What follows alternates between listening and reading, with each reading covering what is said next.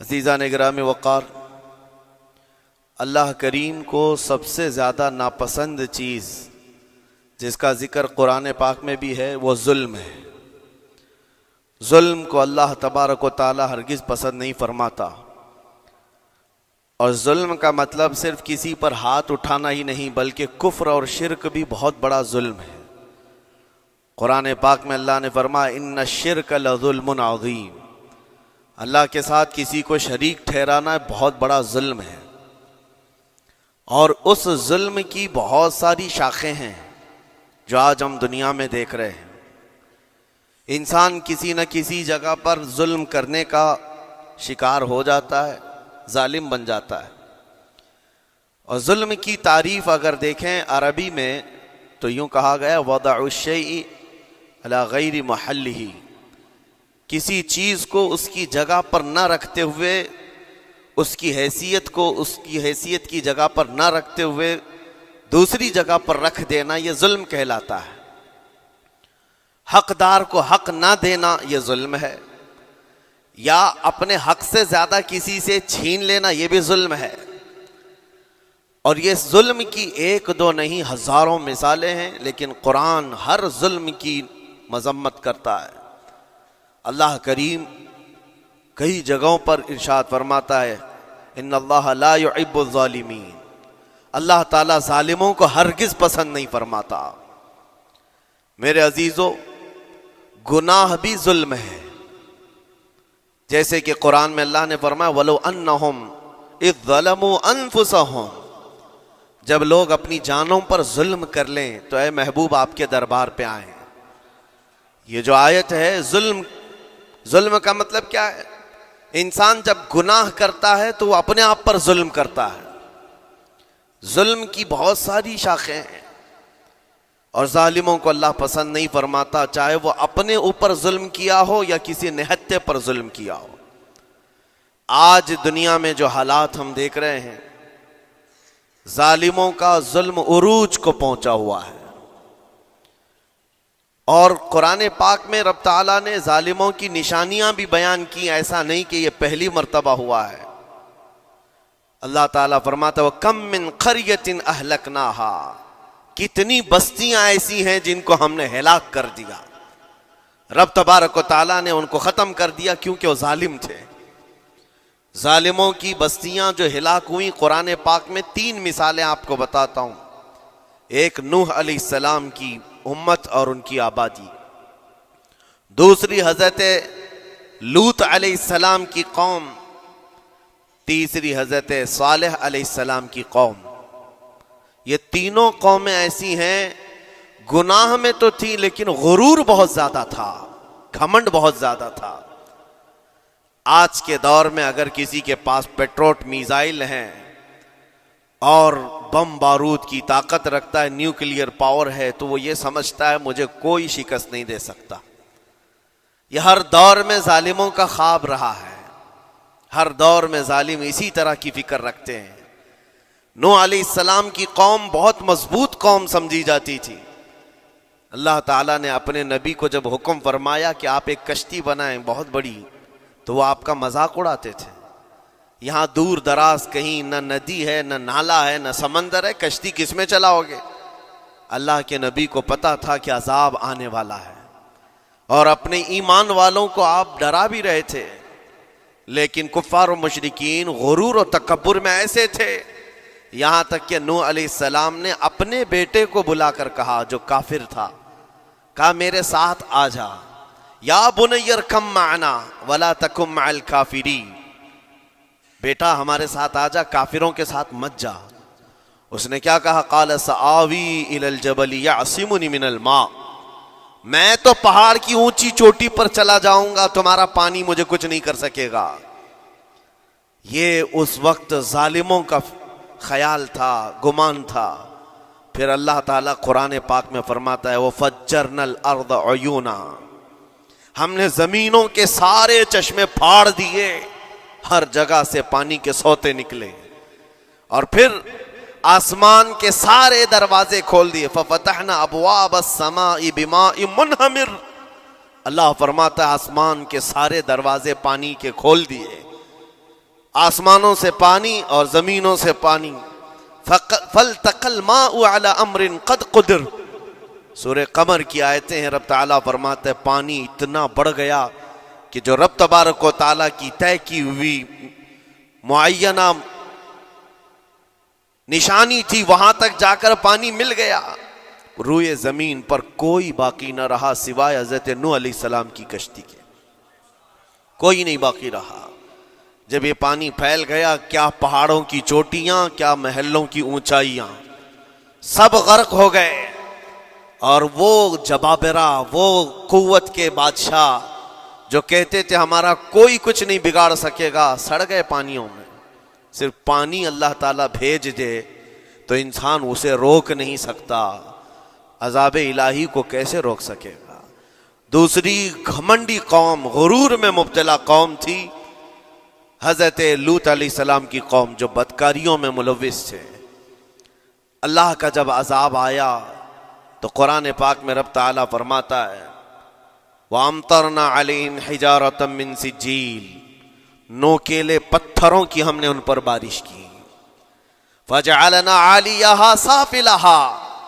ان کی اونچائیوں کو اٹھا کر کے نیچے پلٹ دیا گیا. زمین کو فرشتوں نے اوپر تک اٹھایا اور اس کے بعد پلٹ دیا. یہ پوری بستی غرق ہو گئی ختم ہو گئی. یہ بستی بھی وہی تھی جس کو حضرت لوط علیہ السلام بار بار تنبیہ کرتے تھے کہ ظلم سے بچو ظلم سے بچو. ظلم اللہ کے عذاب کو دعوت دیتا ہے. لیکن وہ مذاق اڑاتے تھے. اور جب ہلاک و برباد ہو گئے ختم ہو گئے ان کی نشانیاں بھی باقی نہیں رہی. وہ پتھروں کی بارشیں کہاں ہوئی تھی واللہ عالم. لیکن میرے عزیزو ہم نے دیکھا ہے جہاں یہ قوم آباد تھی اس علاقے کو آج بتایا جاتا ہے وہ جارڈن کا علاقہ تھا بحر مردار جہاں پر آج باقی ہے ڈیڈ سی. میں خود سفر پر دیکھا جارڈن کی ایک سرزمین پر گاڑی چلتی جا رہی ہے اور کالے کالے پتھر جہاں تک نظر کرو صرف پتھر ہی پتھر ہیں بہت نوکیلے. ایسے پتھر میں نے دنیا میں دوسری جگہوں پر نہیں دیکھا. آج بھی اسی طرح سے باقی تقریباً 100 کلومیٹر 150 کلومیٹر تک صرف پتھر ہی ہے.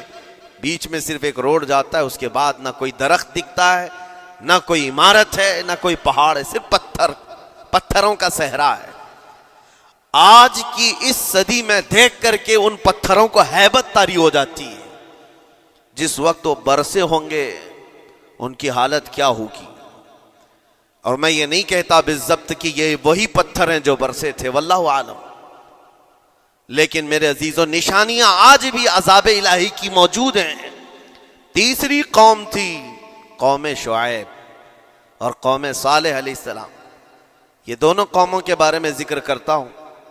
حضرت شعیب علیہ السلام کی قوم صرف ناپ تول میں کمی کرتی اور کفر و شرک بھی کرتے. شعیب علیہ السلام ان کو روکتے تو وہ ان کا بھی مذاق اڑاتے. اور جب عذاب الہی کے آنے کی بات کیا تو جانتے ہیں کیا کہا انہوں نے. یہ وہ قوم تھی جو پتھروں کو تراش کر کے گھر بنا لیتے تھے. یعنی پورے کے پورے پہاڑ کو پتھروں کا جو پہاڑ ہوتا ہے اس کو تراشتے تھے اور ایک آدمی کا ایک گھر ایک پہاڑ. آج کے دور میں ساری بلڈوزر مل کر کے نہیں کر پائیں مشینیں مل کر نہ کر پائیں. وہ اس وقت کے لوگ بھاری بھرکم تھے جسامت والے تھے طاقت والے تھے. جب وہ اپنے رہنے کے لیے ایک پہاڑ کو تراش سکتے تھے 4000 سال پہلے کی بات کر رہا ہوں. اس وقت میرے خیال سے وہ اپنے زمانے کے سب سے بڑے ماڈرن لوگ یا ترقی یافتہ لوگ کہلاتے ہوں گے. سب سے زیادہ ترقی یافتہ کہلاتے ہوں گے. جیسے آج لوگوں کو لگتا ہے رشیا اور امریکہ بہت پہنچے ہوئے ہیں ٹیکنالوجی میں. اس دور کے وہ لوگ سب سے بڑی طاقت کے رکھنے والے تھے. جب حضرت شعیب علیہ السلام نے ان کو اللہ کے عذاب سے ڈرایا تو کیا کہتے تھے. عذاب وہی نا جو نوح علیہ السلام کی قوم میں آیا تھا. بارش آ گئی تھی زمین سے پانی نکل گیا تھا تو پانی بہت ہو گیا تھا. یا پھر وہ جو لوط علیہ السلام کی قوم پر آیا پتھروں کی بارش یا پھر ہواؤں کا عذاب. اگر یہ تینوں بھی آئیں تب بھی ہمارے ان پہاڑوں کے گھروں کو نقصان نہیں کر سکیں گے. ان کا اتنا غرور تھا. اگر پانی بھی آ جائے سمندروں کا یا ہوا بھی تیز چلے یا پتھروں کی بارش ہو ہم تو بہت محفوظ قلعوں میں ہیں اندازہ کرو میرے عزیزو، 3000 4000 سال کے بعد آج تک مدائن صالح اور الاولا سٹی نام سے سعودی میں موجود ہے، ابھی تک وہ گھر موجود ہیں، تو اس زمانے میں کتنے مضبوط رہے ہوں گے؟ پتہ نہیں 3000 سالوں میں کتنے طوفان آئے، کتنے سیلاب آئے، لیکن ابھی تک وہ پہاڑوں کے گھر موجود ہیں، تو اس زمانے میں کتنے طاقتور ہوں گے۔ ان کا نشہ آسمان پر تھا، غرور چڑھ کر کے بول رہا تھا، کہتے تھے کہ اگر اس طرح کے عذابات آ بھی گئے تو ہمارا کچھ نقصان نہیں ہوگا۔ کون سا؟ نوح علیہ السلام کی قوم کا عذاب آ جائے، لوط علیہ السلام کی قوم کا عذاب آ جائے، یا پھر شعیب علیہ السلام کی قوم کا عذاب آ جائے، یہ صالح علیہ السلام کی قوم کی بات کر رہا ہوں۔ تو پھر ہوا کیا؟ اللہ کے نبیوں نے انہیں ڈرایا اللہ کے عذاب سے، باز آ جاؤ، اللہ وحدہ لا شریک کی طرف جھک جاؤ۔ وہ اکڑ تھی، غرور تھا کہ نبیوں کا مذاق کرتے۔ پھر ہوا کیا؟ قرآن کہتا ہے صرف ایک فرشتے کو اللہ تعالیٰ نے زمین پر اتارا، ایک فرشتے کو اتارا، اور اس کے بعد اس فرشتے نے ایک چنگھاڑ لگائی، ایک آواز کی، ایک آواز، صرف فرشتے کی ایک آواز ایسی تھی کہ جتنے اپنے مضبوط قلعوں میں گھروں میں موجود تھے، اس آواز کی ہیبت سے ان کا بھیجا کانوں سے باہر نکل آیا تھا۔ اور صبح کے وقت جب اس بستی میں جا کر کے دیکھیں تو سب کے سب اوندھے منہ گرے ہوئے تھے، ایک بھی اس میں سے بچا ہوا نہیں تھا۔ نہ نوح علیہ السلام کا طوفان آیا، نہ لوط علیہ السلام کی قوم پر برسنے والے پتھروں کا عذاب آیا، نہ ہی ہوائیں چلائی گئیں۔ ایک فرشتے کو بھیج کر رب تعالیٰ نے اپنی قدرت کا مظاہرہ فرمایا۔ اللہ کے کروڑوں اربوں لا تعداد فرشتے ہیں، ایک فرشتے کی طاقت ایسی ہے کہ اگر وہ اپنی آواز نکالے تو تمہارے کانوں سے بھیجا باہر نکل آئے۔ اللہ وحدہ لا شریک، وہ حی و قیوم کل بھی تھا اور آج بھی ہے، وہ رب ذوالجلال حی و قیوم ہے، طاقتور ہے اور ہمیشہ رہے گا۔ اور رب تبارک و تعالیٰ نے قرآن پاک میں فرمایا، آپ یہ آیت تقریباً 3 جگہ قرآن میں آئی، وَإِذْ نَجَّيْنَاكُمْ مِنْ آلِ فِرْعَوْنَ يَسُومُونَكُمْ سُوءَ الْعَذَابِ يُذَبِّحُونَ أَبْنَاءَكُمْ وَيَسْتَحْيُونَ نِسَاءَكُمْ وَفِي ذَلِكُمْ بَلَاءٌ مِّن رَبِّكُمْ عَظِيمٌ۔ رب تعالیٰ فرماتا ہے یاد کرو فرعونیوں کے عذاب سے اللہ نے تم کو نجات دی۔ یہ بنی اسرائیل کو کہا جا رہا ہے کہ فرعونیوں کے عذاب سے، کہ فرعون اور اس کے لشکری اس قدر سخت سزائیں دیتے تھے موسیٰ علیہ السلام کی قوم پر، ایمان والوں پر، بنی اسرائیل پر۔ اللہ فرماتا ان سے نجات دیا رب تعالیٰ نے، لیکن وہ کرتے کیا تھے؟ بنی اسرائیل میں ایک بھی بچہ پیدا ہو جائے اسے ذبح کر دیتے تھے۔ فرعون کے لشکریوں نے ایک سال میں 12,000 بچوں کو قتل کیا ہے، 12,000 بچوں کو ذبح کر دیا ہے۔ آج کے اسرائیلی اگر یہ بچوں پر ظلم کرتے ہیں تو یہ تعجب کی بات نہیں ہے، فرعون کی سرشت میں داخل تھا اور یہ فرعونی ہیں، وقت کے جبابرہ ہیں، وقت کے ظالم ہیں۔ 12,000 بچوں کو قتل کر دیا تھا فرعون اور اس کے لشکریوں نے، اور عورتوں کو زندہ چھوڑ دیتے تھے۔ قرآن میں اللہ تعالیٰ نے فرمایا 3 جگہ آئی آیت، لیکن اس کے ساتھ رب تعالیٰ یہ بھی فرماتا ہے یہ سخت ترین سزائیں دیتے تھے فرعونی، اللہ نے ان سے تم کو نجات دیا، لیکن یہ سزائیں کیوں دیتے تھے، یہ عذاب کیوں تھا؟ وَفِي ذَلِكُمْ بَلَاءٌ مِّن رَبِّكُمْ عَظِيمٌ، یہ ہے فرمان اللہ کا۔ یہاں میں یہ ٹکڑا اگر بیان کر دوں تو آج آپ کے دلوں کے اندر ایک یقین پیدا ہو جائے گا، آج کے حالات کے مطابق فرعونیوں کا اس قدر سخت عذاب کیوں تھا۔ رب تعالیٰ فرماتا ہے اے مومنوں، ان تمام معاملات میں اللہ کی طرف سے تمہارے لیے ایک بڑا امتحان تھا، یہ امتحان تھا، اور وہ امتحان آج بھی ہے اور ہر زمانے میں رہے گا۔ ستیزہ کار رہا ہے ازل سے تا امروز، شرار ابو لہبی سے چراغ مصطفی، ہر زمانے میں حق و باطل کے معرکے ہوتے رہیں گے۔ لہٰذا آج کے دور میں یہ سب حالات جو پیدا ہوئے، مسلمانوں کو، مومنین کو ذرا برابر بھی نروس ہونے کی ضرورت نہیں۔ تم جس دین سے وابستہ ہو، اس دین کی حفاظت کا ذمہ اللہ نے اپنے ذمہ لیا ہے۔ یریدون لیطفئوا نور اللہ بافواہہم قرآن میں اللہ فرماتا ہے کفار و مشرکین اپنے منہ کے پھونکوں سے اللہ کے اس چراغ کو بجھانا چاہتے ہیں، اللہ اپنے اس چراغ کو مکمل کر کے رہے گا۔ یہ اسلام نور الہی ہے، اللہ کا نور ہے، اور اس کو صبح قیامت تک رہنا ہے۔ اور ہم جیسے اور بھی آئیں گے اس زمین پر، اور آئیں گے جاتے رہیں گے، یہ آبادیاں ہیں بدلتی رہیں گی، خدائی قانون ہے، لیکن اسلام نہ کل بدلا تھا، نہ آج، نہ قیامت تک بدلے گا۔ ہم سب کا امتحان ہے میرے عزیزوں، ہم سب کا امتحان ہے، لیکن ان حالات میں مومنین کو کرنا کیا چاہیے؟ انہیں اپنے ایمان کو مضبوط کرنا چاہیے۔ کبھی کسی کے اڑتے ہوئے چھیٹڑے اور ٹکڑے دیکھ کر تمہیں مایوس ہونے کی ضرورت نہیں۔ اب ہمارا مستقبل کیا ہوگا؟ میرے عزیزو، آج جو حالات ہیں یہ حالات کربلا سے زیادہ سخت تو نہیں ہیں۔ آج فلسطینیوں کو ہم نے دیکھا 6 ماہ کے، سال بھر کے بچوں کو سینے سے لگا کر کفن لپیٹ رہے ہیں۔ ان ماؤں کی کیا کیفیت ہوتی ہوگی؟ کبھی کبھار چھوٹی سی کلپ میں دیکھ کر کے آنکھوں سے آنسو بہ پڑتے ہیں۔ انہوں نے اپنے ہاتھوں سے نہ جانے کتنے بچوں کو ایک دن میں دفن کر دیا، 80 میتوں کو ایک قبر میں ڈال دیا کرتے ہیں۔ ان فلسطینیوں کو لاکھوں سلام، ان کے جذبات کو اور ان کی استقامت کو۔ ہم تو دعا یہی کرتے ہیں، ان فلسطینی مسلمانوں کے برابر پوری دنیا کے مسلمان نہیں ہو سکتے۔ ہم تو ایک ناشتے پر صبر نہیں کر پاتے، وہ اپنے 10 بچوں اور خاندان والوں کے کٹے ہوئے چھیٹڑوں پر بھی کہتے ہیں اللہ ہمارے ساتھ ہے۔ ساری مصیبتیں دیکھ کر کے بھی وہ کہتے ہیں اللہ ہمارے ساتھ ہے۔ ان کے گھر اڑا دیے گئے، تباہ کر دیے گئے، راکھ میں بدل دیے گئے، اور نیوز اینکر یہ دجالی میڈیا وہاں جا جا کر کے ان کے زخموں کو کھرید کر کے پوچھتا ہے تمہارا مال کیسے آئے گا، تمہارا گھر کیسے چلا گیا، لیکن ان حالات میں بھی وہ مسکرا کر کہتے ہیں اللہ نے دیا تھا، پھر اللہ ہے اور اللہ دے گا۔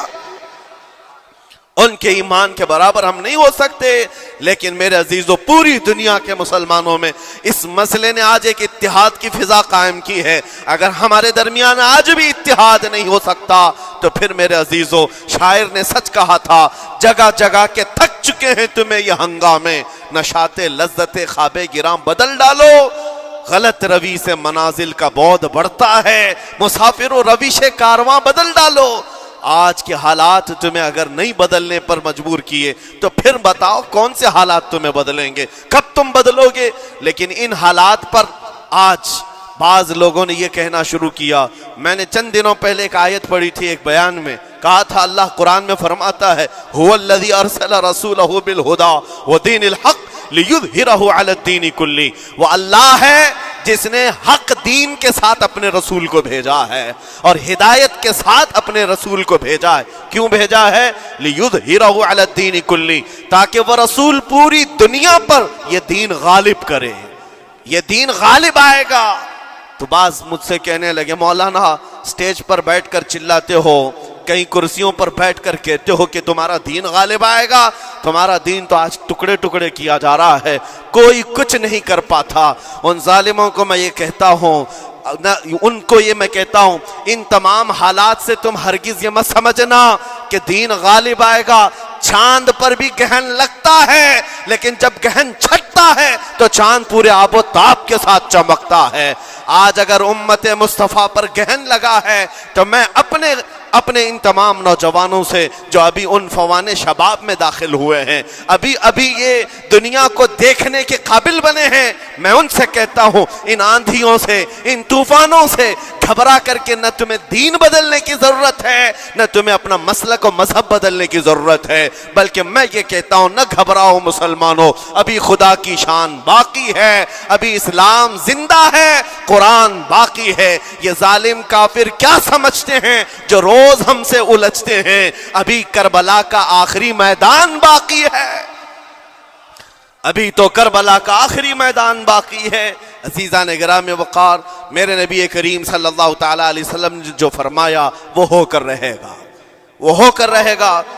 میرے آقا صلی اللہ تعالی علیہ وسلم کا فرمان عالی شان میں سناتا ہوں۔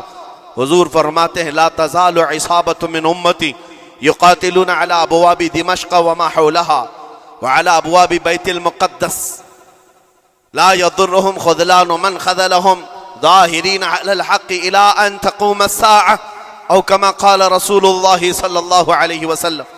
میرے آقا فرماتے ہیں قیامت تک میری امت میں سے ایک جماعت ایسی ہوگی جو بیت المقدس کے ارد گرد حق کے لیے لڑ رہی ہوگی. حضور نے فرمایا قیامت تک لڑتی رہے گی، لیکن ساتھ میں ان کے لیے میرے آقا نے فرمایا پوری دنیا کے برا چاہنے سے ان کا کچھ نہیں بگڑے گا. اس کا مطلب کیا ہے؟ اگر آپ ہم سے پوچھتے ہیں کچھ نہیں بگڑے گا، حضور نے فرمایا کچھ نہیں بگڑے گا، لیکن ہم تو دیکھ رہے ہیں ان کے گھر تباہ ہو گئے، بچے مر گئے، چھوٹے بچوں کے سروں سے باپ کا سایہ نکل گیا، کسی کے سامنے اس کی ماں کی تڑپتی ہوئی لاش ہے، اور حدیث میں کہا جا رہا ہے ان کا کچھ نہیں بگڑے گا. سب تو بگڑ گیا، مال بھی گیا، دکان بھی گئی، تجارت بھی گیا، گھر بھی گئے، اولاد بھی، رشتہ دار بھی، اور حدیث میں کہا جا رہا ہے کچھ نہیں بگڑے گا. میرے عزیزو یاد رکھو میرے آقا کا فرمان حق ہے. کچھ نہیں بگڑے گا کا مطلب کیا ہے؟ یہ تمام اسباب جانے کا مطلب یہ نہیں کہ بگڑ گیا، بگڑا تو اس کا ہے جس کا ایمان بگڑ گیا. ایمان جس کا گیا اس کا سب بگڑ گیا. اور ہم نے ان بچوں کو دیکھا ہے آج، ارے رات کو سوتے ہیں تو انہیں پتہ نہیں ہوتا صبح ہوگی بھی کہ نہیں ہوگی، لیکن اس کے باوجود ایک دل دہلا دینے والی بات میں بتاتا ہوں. مصر کی سرزمین سے لوگ پانی کے بوتلیں اور ڈبے اٹھا کر کے بارڈر پر جا رہے ہیں، لیکن فلسطین غزہ کے وہ مسلمان کہتے ہیں اپنا پانی تم رکھو، اللہ کریم ہمارے لیے کہیں سے اپنی ہی زمین سے پانی عطا کرے گا. ان کو لوگ کہہ رہے ہیں کیا آپ نہیں دیکھ رہے وقت کا بڑا فرعون روز الٹیمیٹم دیتا ہے 24 گھنٹے میں علاقہ خالی کرو، نکل جاؤ، گھر خالی کرو. کیسا ایمان ہے تمہارا کہ آنے والی بڑی بڑی میزائلوں کا اپنے سینے سے مقابلہ کرتے ہیں اور کہتے ہیں کل سے ہم یہی تھے، آج بھی یہی ہیں اور یہی رہیں گے اور اسی مٹی میں دفن ہو جائیں گے. یہ جو استقامت ہے اسی کو میرے آقا نے فرمایا دنیا ان کا کچھ نہیں بگاڑ سکے گی. ایمان اگر مضبوط ہے تو کچھ نہیں بگڑا ہے. ارے 6 سال کی بچی، 6 سال کی بچیاں، ٹرینڈ چلا ہوا ہے ان کے محلوں میں، ٹرینڈ چلا ہوا ہے، اپنے اپنے ہاتھوں میں مہندی سے اپنا نام لکھ رہی ہیں ہنسی خوشی. پوچھا ان سے کہ نام لکھنے کا ٹرینڈ کیوں چلا ہے ابھی جنگ کے حالات میں مہندی سے؟ کہتی ہیں کل کو اگر ہم اڑ گئے، چہرہ نہیں ملا، جسم نہیں ملا، ہاتھ اگر بچا ہوا ہو تو نام دیکھ کر ہمارے ماں باپ پہچان تو سکے.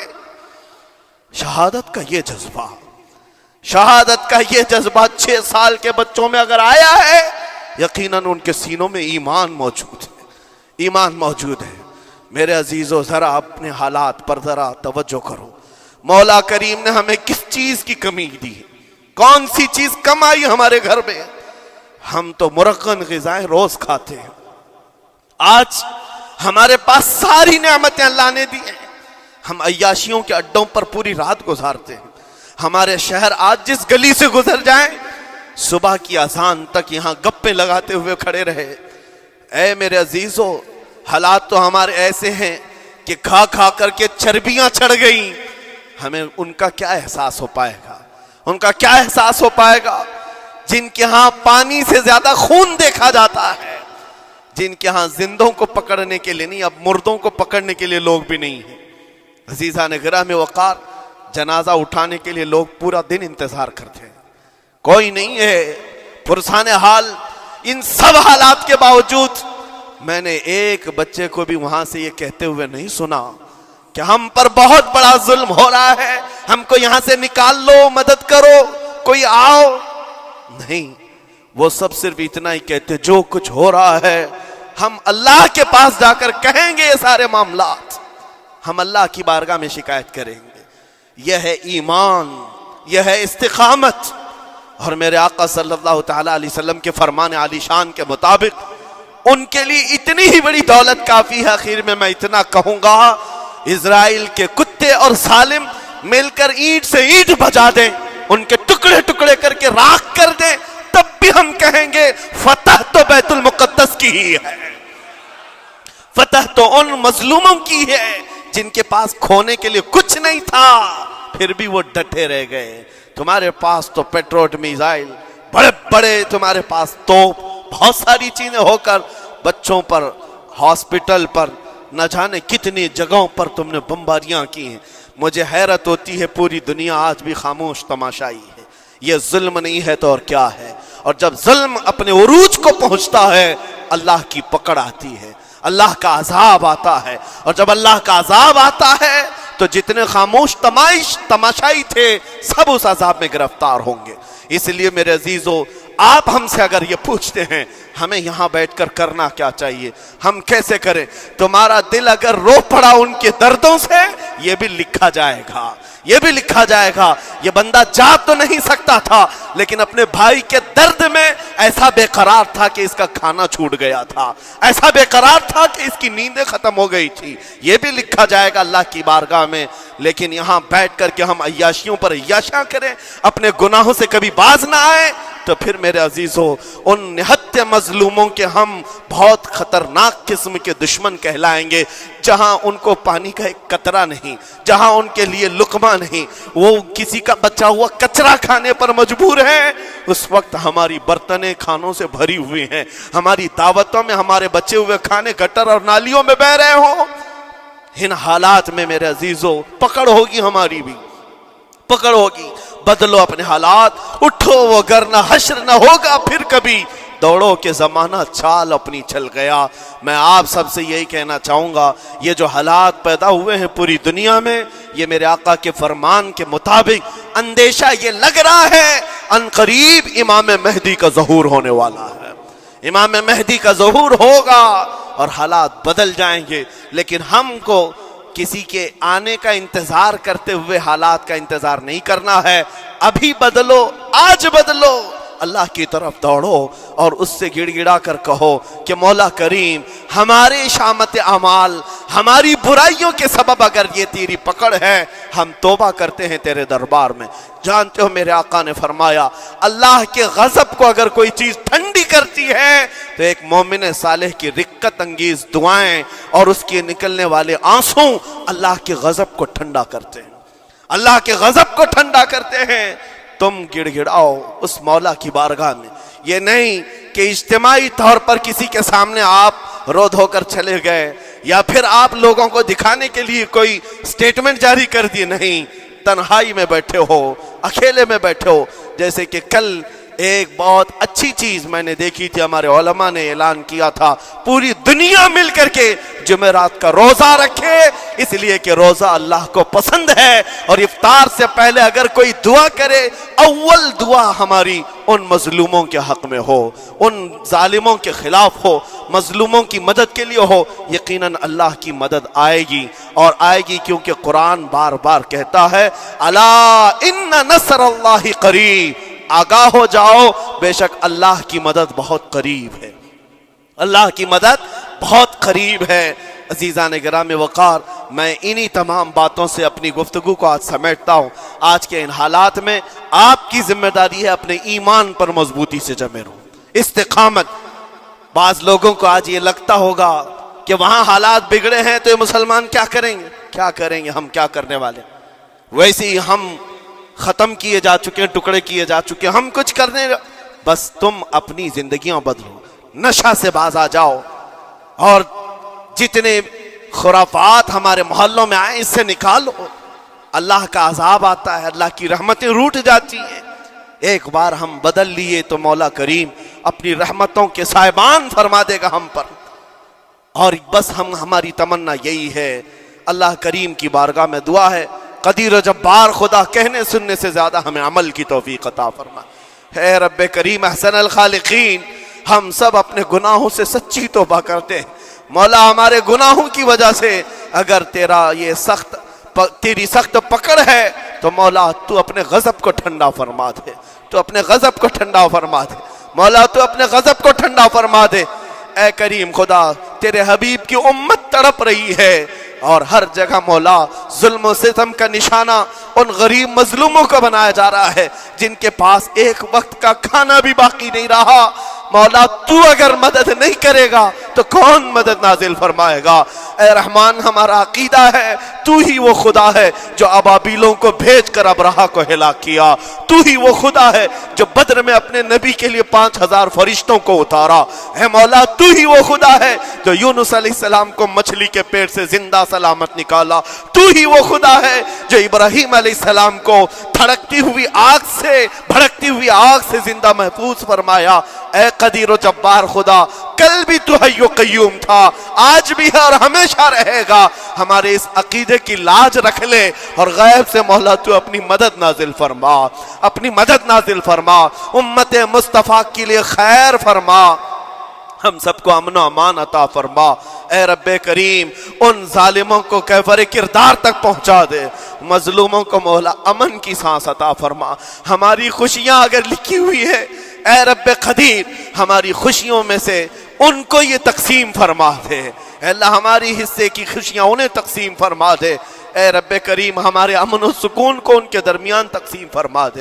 اے اللہ ان بلکتی ہوئی ماؤں کی آوازیں